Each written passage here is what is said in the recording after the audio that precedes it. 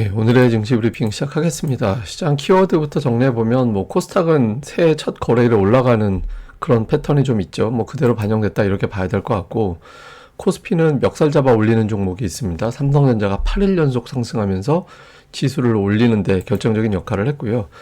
재료로는 이제 금투세 폐지를 추진한다라는 보도가 있었죠. 이게 이제 주식시장의 어떤 수급 개선 효과를 초래할 수 있을 것 같다, 이런 분석이 있고, 중요한 건 이제 코스닥의 종목 장세가 시작이 된다. 이제 오늘장에서 어떤 종목군들이 강세를 보이는지 이번 주 내내 좀 주목을 해봐야 될 것 같습니다. 내용부터 보면 코스닥은 제가 연말에 보여드렸던 이제 지표 데이터인데, 새해 첫 거래일에도 올라가는 비율이 상대적으로 높다. 그러니까 마지막 거래일, 새해 첫 거래일. 이거는 그냥 연말에 주주명부 등재 피하는 이제 매도 물량이 다시 매수로 컴백하면서 수급이 매수 우위로 돌아서기 때문이거든요. 그래서 어떤 호재 때문에 움직였다가 아니라 원래 연말과 연초에는 이런 수급 때문에 상승하는 경향이 좀 있습니다. 오늘 그런 이유가 지수를 올리는데 결정적인 역할을 했다, 이렇게 봐야 될 거고, 코스피 같은 경우는 대형주가 또 끌어올리는데 역할을 했죠. 특히 오늘 좀 주목을 해봐야 되는 게 삼성전자, 삼성바이오, 셀트리온 이 세 종목이 16포인트 기여를 했거든요. 삼성전자 한 종목이 8포인트 올렸고, 셀트리온 한 종목이 오늘 코스피 지수를 5.5포인트 정도 올렸습니다. 그러니까 삼성바이오까지 합치면 세 종목이 16포인트를 올렸으니까 이거 세 개 빼고 나면 실질적으로 코스피는 이제 약보합으로 끝났다, 이렇게 봐야 되죠. 어쨌든 대형주가 끌어올린 게 있고, 근데 또 하나 이제 주목해 볼 만한 변화가 시가총액 순위가 뒤집힌 게 하나가 있는데, 현대차하고 포스코홀딩스하고 순위가 뒤집혔거든요. 그러니까 지난 연말에 제가 하이닉스하고 LG에너지솔루션하고 순위가 좀 뒤집힐 것 같다라고 말씀을 드렸었잖아요. 지금은 또 현대차하고 포스코하고 순위가 뒤집어졌거든요. 그러니까 2차 전지에 집중됐던 게 좀 완화가 돼서, 저게 2차 전지가 나쁘다, 하락한다 이런 의미보다는 2차 전지에 집중됐던 자금이 나와서 자동차 또는 반도체 등등 또는 제약 등등의 종목으로 분산되는 과정에 있다, 이렇게 해석하는 게 맞는 것 같아요. 그래서 어쨌든 자동차주의 위상이 올라가서 주요 수출, 핵심 수출 전차 군단의 어떤 시가총액 비중이 높아지고 있다는 점은 일단 이제 긍정적인 요인, 이렇게 보면 될 것 같습니다. 뉴스들을 좀 살펴보면 금투세 폐지 된다라는 보도가 나왔죠. 이렇게 되면 이제 투자자들이 주식을 매매하는 것보다 이제 일단 좀 보유해서 끌고 갈 수 있는 어떤 또 주식시장에 자금을 투입할 수 있는 계기가 될 수도 있죠. 이게 이제 특정한 어떤 금액 이상 수익이 나면 그 금액에 대해서 세금을 내게 하는 거, 그런 거잖아요. 그래서 이게 이제 내년도부터 시행이 되네, 이런 뉴스들이 있었기 때문에 좀 부담이 되는 사안이었는데, 이게 이제 폐지가 되면서 주식시장에 어떤 유동성이 유입될 수 있는 환경이 된 거 아닌가, 이런 분석이 좀 일부 있고요. 그 다음에 이제 셀트리온이 세게 가면서 지수를 올린 측면이 있죠. 그래서 셀트리온이 합병이 되고, 그 합병되면 이제 뭔가 또 달라지지 않겠느냐, 이런 기대감이 나오면서 이제 동반해서 이제 그룹주가 올라가고 또 지수를 올리고 이런 역할을 좀 했고요. 그리고 반도체주가 오늘 양시장에서 강했는데, 특히 이제 코스닥 시장에서 반도체가 오늘은 온디바이스네, HBM이 하여튼 돌아가면서 계속 올라가는 형태가 되고 있잖아요. 근데 명분은 있죠.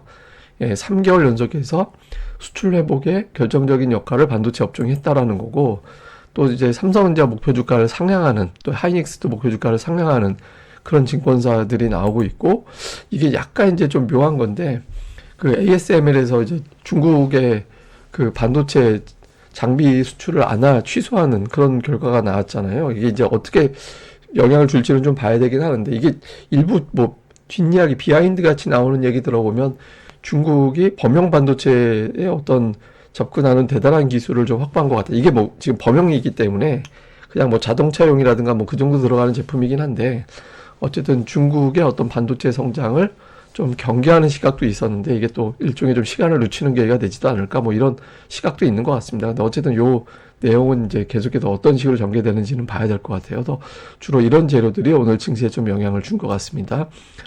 특징으로는 삼성전자가 계속 올라가는데, 제가 혹시 돌이켜보면 제가 삼성전자 작년도 가을 그때 겨울 그때 계속 말씀드린 게, 주봉에서 200주선이 되게 중요하다. 반도체는 200주선 아래로 가면 안 된다. 저 달러 차트로도 그렇고 원화 차트로도 200주선 굉장히 중요하다라고 말씀을 드렸잖아요.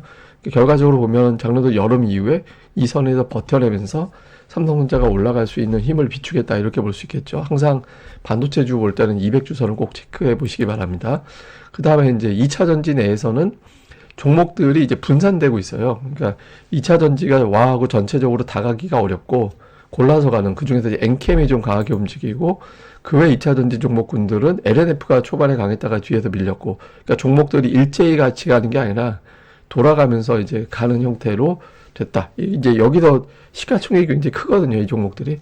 이 시가총액 큰 종목에서 자금이 나와서 다른 쪽으로 좀 분산되고 있다, 이렇게 볼 수 있겠고, 그 다음에 제약업종, 제가 뭐 제약주는 뭐 특별한 종목들보다는 이제 업종 전체를 볼 필요가 있는데, 작년도 11월 이후부터 제약업종 지수 차트가 계속 올라가고 있습니다. 이건 제가 잠시 후에 또 수급도 설명드릴 텐데, 금리가 내려가고, 그다음에 일부 뭐 스토리들이 좀 만들어지는 제약사들이 나오고 하면서 이쪽에 좀, 그리고 한동안 뭐 흔히 하는 말로 안 해먹은 업종 중에 하나잖아요.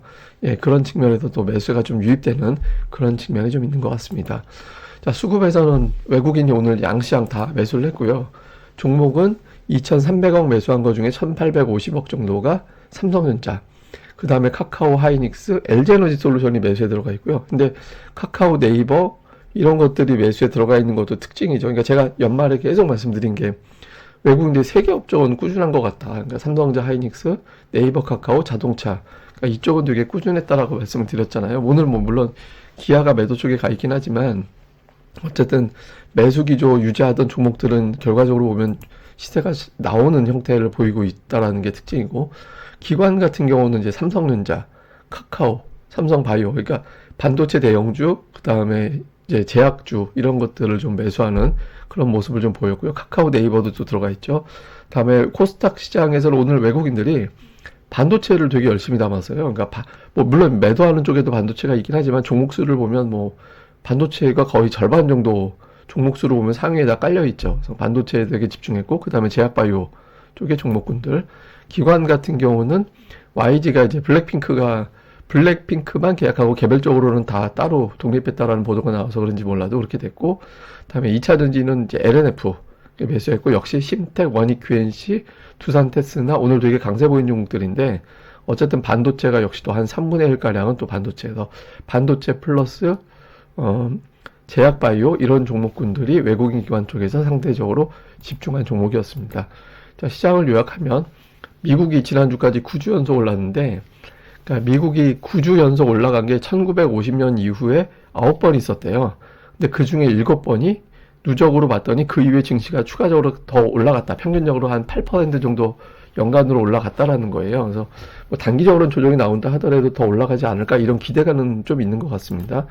그런데 어쨌든 특징은 빅테크가 주춤하고 러셀 2000 같은 중소형주들이 강세를 보이는 형태가 나타나고 있거든요. 그래서 이런 특성이 새해 바뀌어서도, 해가 넘겨서도 그대로 이어지는지 볼 필요가 있고, 그 다음에 이제 고객 예탁금이, 이건 제가 한번 설명드렸던 건데 중요해서 다시 한번 설명드리면, 예탁금이 유입이 되느냐, 그러니까 유입이 된다라면 코스닥이 지금 상승 종목 수를 더 늘릴 수 있는, 예, 그런 기반이 될 거고, 예탁금이 들어오지 않는다면 한 2개 정도 업종, 오늘은 뭐 제약과 반도체였습니다만 이런 형태로 2개 정도 업종만 집중적으로 올라가는 그런 양세가 될 거거든요. 그래서 이 부분은 계속해서 제가 설명을 드릴 겁니다.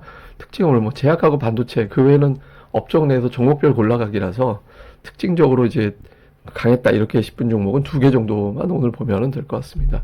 제가 오늘 이렇게 보여드릴 거는 그러니까 강세 종목들의 수급 특징인데, 이게 제가 그러니까 항상 제가 이 방송할 때 데일리로 이 종목들의 매수세가 외국인 기관들별로 이제 글자는 잘 안 보이실 텐데, 그랬음에도 불구하고 제가 계속 보여드리는 게 아무래도 이제 빌드업을 한다라고 저는 생각을 하거든요. 그러니까 꾸준하게 매수가 계속 누적되는 종목들은 거기 하위에 있는 종목들도 계속 같이 봐야 되거든요. 최근 11월 이후에만 삼성전자 외국인들이 3조 8천억 샀고 하이닉스를 9,500억을 샀잖아요.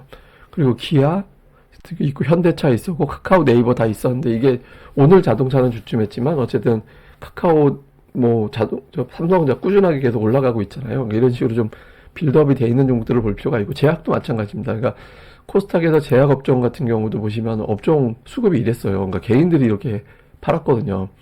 뭐 양도세라는 연말 특징도 감안을 해도 외국인 기관이 비교적 빠지지 않고 매수를 했잖아요. 그래서 이런 식으로 수급이 좀 빌드업이 되는 종목들이 있는데 연초에는 또 새롭게 되는 종목들이 나오게 되거든요. 그래서 이런 부분들 계속 점검을 하고 저도 기회가 될 때마다 내용을 전달해 드리도록 하겠습니다. 예, 그럼 또 오늘 하루 또 잘 보내시고요. 저는 또 다음에 뵙겠습니다. 그리고 양해 부탁드릴게요. 이번 주에는 좀 PPL이 진행될 예정이라, 예, 고릴라 리서치 PPL 진행될 예정이니까 또 많이 관심 부탁드립니다. 네이버에서 고릴라 리서치 이렇게 검색하시면 됩니다. 예, 감사합니다. 그럼 저는 또 다음에 뵙겠습니다.